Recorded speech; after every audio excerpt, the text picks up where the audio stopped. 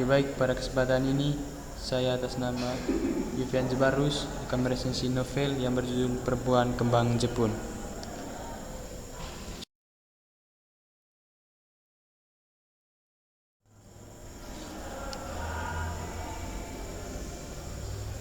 Yang pertama, identitas buku. Judul buku Perempuan Kembang Jepun, penulis Lang Fan, penerbit Gramedia Pustaka Utama, cetakan Oktober 2006, tebal buku 288 halaman.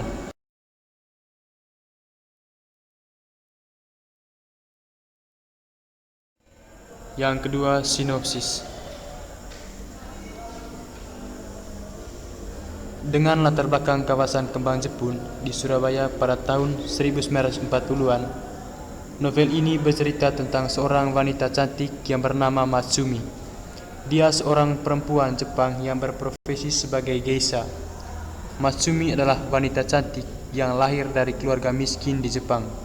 Kemiskinannya membuat dirinya dijual oleh keluarganya sebagai geisha di distrik Gion di Kyoto. Matsumi tumbuh menjadi geisha yang berbakat. Pada saat itu, puncak ketenarannya itu, akhirnya Matsumi ditawari oleh Panglima Tentara Jepang yang bernama Soso Kobayashi untuk ke Indonesia. Bagi Matsumi, hal ini adalah kesempatan emas karena Soso mengambil peran sebagai Panglima Tentara. Sampai di Indonesia, tepatnya di Surabaya, Matsumi menjadi wanita penghibur di klub hiburan milik Henadasan yang melayani Soso Kobayashi dan tamu-tamu penting lainnya di kawasan Kembang Jepun. Di klub Henadasan, Matsumi bertemu dengan Sujono, seorang kuli angkut kain yang bekerja di toko Baba Oen yang kerap mengantar kain di tempat Matsumi bekerja. Sujono memang sangat lilahi memikat hati perempuan. Lambat laun, Matsumi jatuh ke pelukan Sujono. Dalam hal ini, Matsumi sadar bahwa Sujono telah beristri dan sudah memiliki anak. Namun ia tak peduli dengan hal itu. Akhirnya, Matsumi dan Sujono resmi menjadi suami istri. Matsumi berkeyakinan bahwa ia harus membuat keluarga yang bahagia dan menjadi istri yang baik. Dari hubungan tersebut, kemudian lahirlah seorang anak perempuan yang bernama Lestari. Namun apa yang diinginkan Matsumi untuk membentuk keluarga yang indah sangat jauh dari kenyataan. Lambat laun, sikap Sujono yang buruk itu terungkap. Sujono yang gila seks lebih menikmati keindahan tubuh Matsumi dibandingkan untuk bertanggung jawab terhadap kebutuhan pokok keluarganya.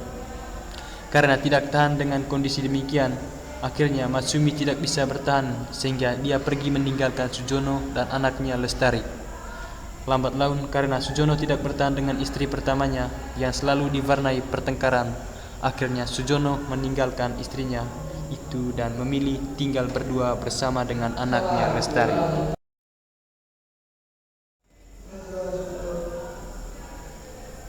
Yang ketiga, unsur-unsur dalam novel Perempuan Kembang Jepun.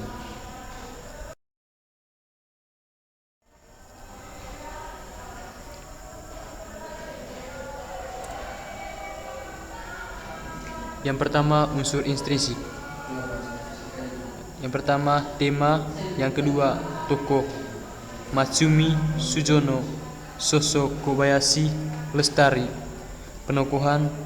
Matsumi mempunyai karakter sebagai orang yang tidak bisa bertahan dengan penderitaan. Sujono berkarakter sebagai orang yang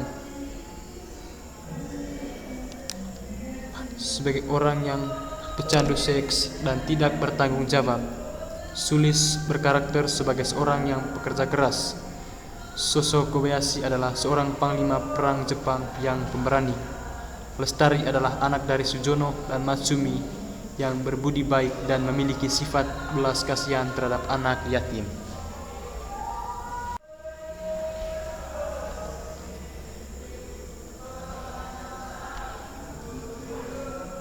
Latar tempat Surabaya dan Jepang, waktu berubah-ubah. Suasana sedih dan tegang. Gaya bahasa mudah dipahami oleh pembaca dan menggunakan bahasa sehari-hari.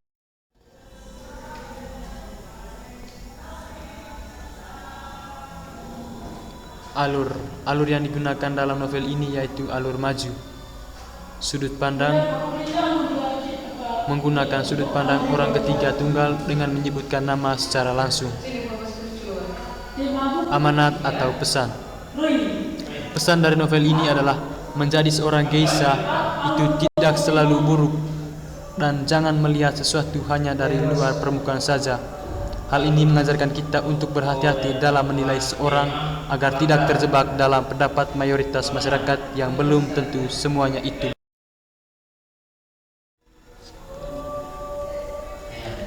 Yang kedua, unsur ekstrinsik. Latar belakang penulis. Lulusan Fakultas Hukum Universitas Surabaya, bermula aktif menulis hanya sebagai penyaluran hobi. Namun, kemudian penulis mengaku bahwa menulis juga bisa dijadikan sebagai sumber pendapatan hidup yang layak. Penulis juga aktif membimbing para pelajar yang kreatif secara rutin. Menulis menularkan kemampuan menulis fiksi kepada para pelajar di sekolah di Surabaya. Nilai-nilai dalam novel Perempuan Kembang Jepun yaitu nilai moral, sikap serakah, tidak menerima kemiskinan dalam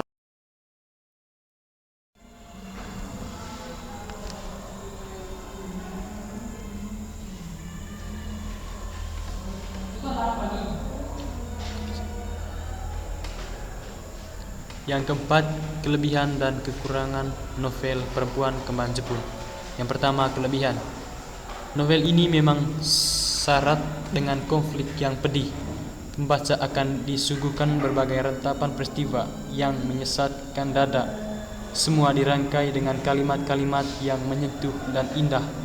Pilihan kalimat-kalimatnya yang puitis sangat pas dalam menggambarkan kepedihan yang dialami oleh tokoh-tokohnya. Karakter-karakter tokohnya juga begitu kuat dan hidup sehingga membuat pembacanya seolah masuk dalam cerita yang ditulisnya. Pembaca akan dibuat bergelora dalam birahi, menangis, kesal, dan marah melalui karakter dan pengalaman para tokoh-tokohnya. Yang kedua, kekurangan. Namun tentunya novel ini tidak dimaksudkan untuk membuat pembacanya tercekak dalam kepedihan para tokoh-tokohnya. Ada berbagai makna yang bisa diambil dari novel yang menguras air mata ini. Setidaknya novel ini menyadarkan pembacanya bahwa uang dan seks bukanlah segala-galanya. Masih ada yang harus dicari dan dipertahankan, yaitu cinta.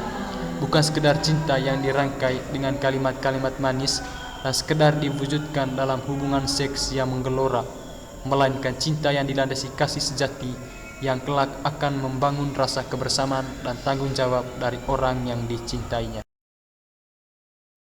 Yang kelima, menggunakan metode pertanyaan.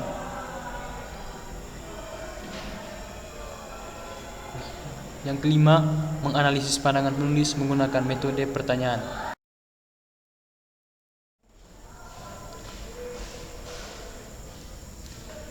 Bagian pertama, tokoh-tokoh yang ada dalam novel Perempuan Kembang Jepun ini: Matsumi, Sujono, Lestari, Sulis, dan Soso Kobayashi. Yang kedua, latar tempat yang digunakan dalam novel Perempuan Kembang Jepun ini adalah Surabaya dan Jepang. Yang ketiga, nilai sosial yang dapat dipetik dalam novel Perempuan Kembang Jepun ini adalah bahwa cinta tak hanya rasa, namun harus ada juga perjuangan dan usaha agar cinta itu bisa terwujud. Yang keempat, maksud pengarang novel Perempuan Kembang Jepun ini untuk memberitahukan kepada orang yang membaca novel ini agar lebih baik dalam menjalankan hubungan.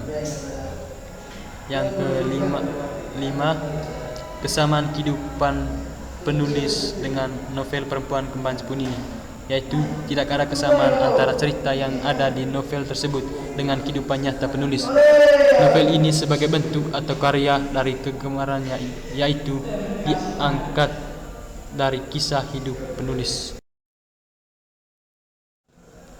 Sekian dan terima kasih, semoga bermanfaat untuk kita semua.